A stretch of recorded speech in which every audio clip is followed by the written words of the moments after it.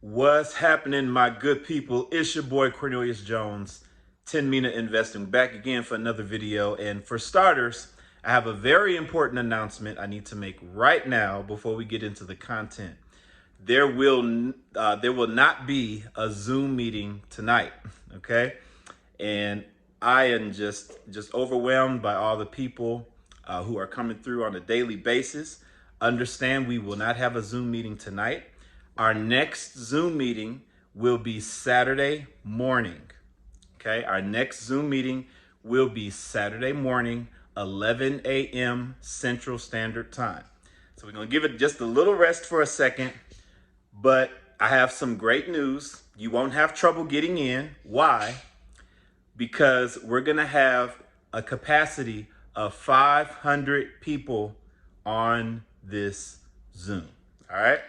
We're going to have a capacity of 500 people. So we should be good. I think we're going to be good. But this Saturday Zoom is a very special Zoom. I'm going to have a special guest that you're going to want to listen to. Okay? I'm going to have a special guest you're going to want to listen to. Y'all know I'm not going to just bring any old body to my channel, right? And so this person is well vested. He is a millionaire, and I'm excited to be able to know him.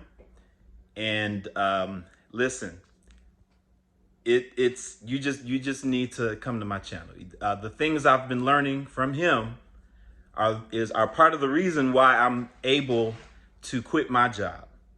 Okay, so I have some wonderful things to share with this community.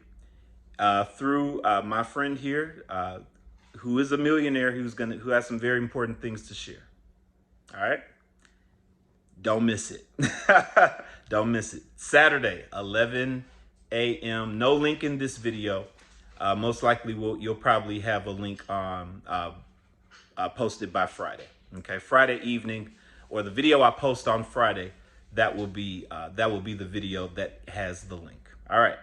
So I had to get that out the way. Now let's get to the content. Ladies and gentlemen, I want to show you some words from Brad Garlinghouse that any reasonable person hearing should be able to come to the conclusion all by themselves that XRP has a pivotal role in the new financial system. Adoption is happening, and more adoption is on the way.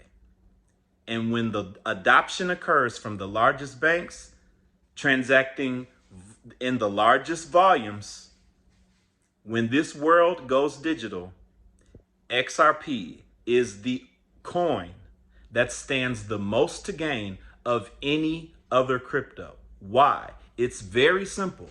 It's solving a $1 trillion problem at scale for the biggest banks and institutions. That's why. And there's no other coin in the position that XRP is in to be able to handle that efficiently. And so when you understand that, when you grasp that, you have no doubt of XRP's place in the market and its overall role as a bridge liquidity token throughout the globe. Bridging value. Everything of value, all the tokenized bonds, stocks, derivatives, real estate, debt, everything, even Bitcoin will one day run on the XRP ledger. Mark my words, Bitcoin itself. So I'm gonna play the clip from Brad Garlinghouse. You guys enjoy it. This is your boy Cornelius Jones. I'm signing off right here. Clip from Brad Garlinghouse is next, and then the end of the video. I'll see y'all on the next one. Ripple CEO Brad Garlinghouse, he joins us right now. And you know, David, some say Ripple could be the next Bitcoin. What do you think, Brad? Is that a compliment that Ripple could be the next Bitcoin? Well, I think if we're solving a real problem and it's at scale, then I think it's a compliment. I think the most important thing that is going on in crypto is understanding what is real and what is just hype. Some, I think, may look back on Bitcoin and find that it was the Napster of digital assets. What I mean by that is Napster was the first to digitize music and demonstrate, hey, if you digitize music, you can do a lot of cool things with that.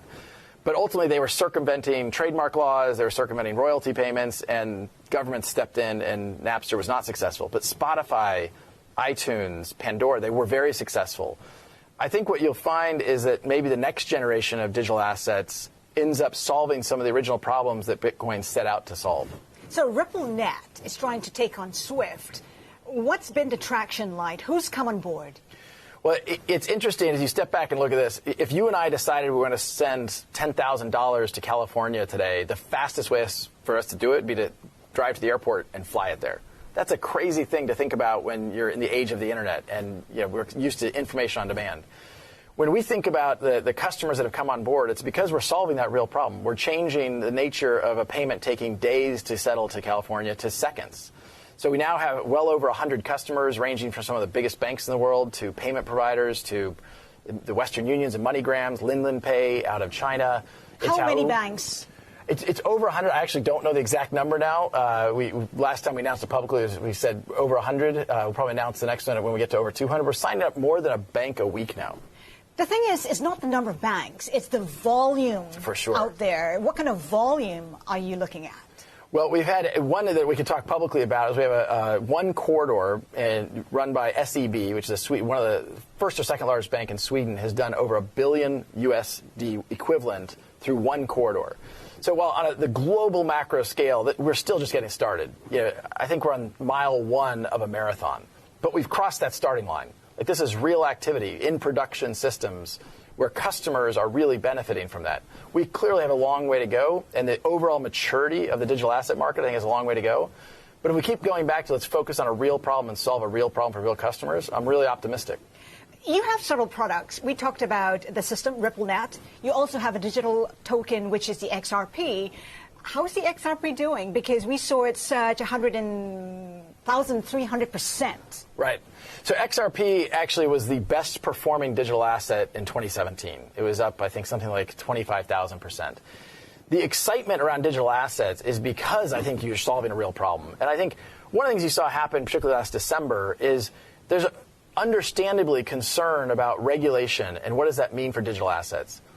From the get-go, Ripple has worked with regulators, and we have worked with regulated institutions like banks where there isn't regulatory uncertainty. And so we have found that part of the reason why XRP has performed well is because people realize, hey, wait a minute, back to your question, is XRP the next Bitcoin?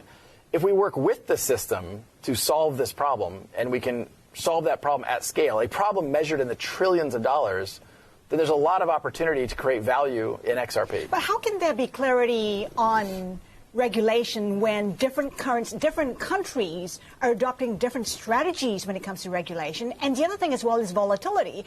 I mean, why use a cryptocurrency when it's so volatile right now? Yeah. So look, it's a really important question. I think there's a lot of misinformation out there. I've kind of jokingly suggested that when people talk about regulatory uncertainty, it's often people because they don't like the regulation. They're not actually regulatory uncertainty.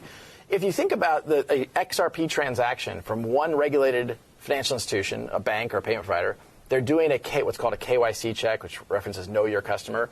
There's a global regulatory framework around KYC. That's at both endpoints of an XRP transaction, into and out of. So I think the regulatory certainty actually is much better than people realize. It's just educating banks, regulators about how it actually works. Now, the volatility point is also a good one. XRP has clearly been volatile, as all digital assets have been. The nature of how an XRP transaction works, though, it's 1,000 times faster than Bitcoin. So the volatility risk you're taking around XRP is only for 3 seconds. So the volatility risk ends up being very, very, very, very small because it's so fast. For XRP, you've been looking at banks. If you take a longer-term period, who else are you targeting for XRP? What would make sense?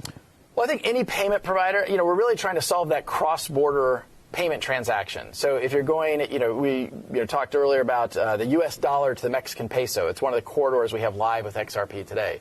You can hold a U.S. dollar, sell that dollar, and buy XRP. In 3 seconds, you can move that XRP to Mexico and then sell the XRP and buy the Mexican peso. Whether you're a bank, a payment provider, eventually even corporates can take advantage of a dramatic decrease in cost and a dramatic increase in speed and how those transactions work. All right, Brad, we have to leave it there. The first mile in a marathon. Brad Garlinghouse, CEO of Ripple.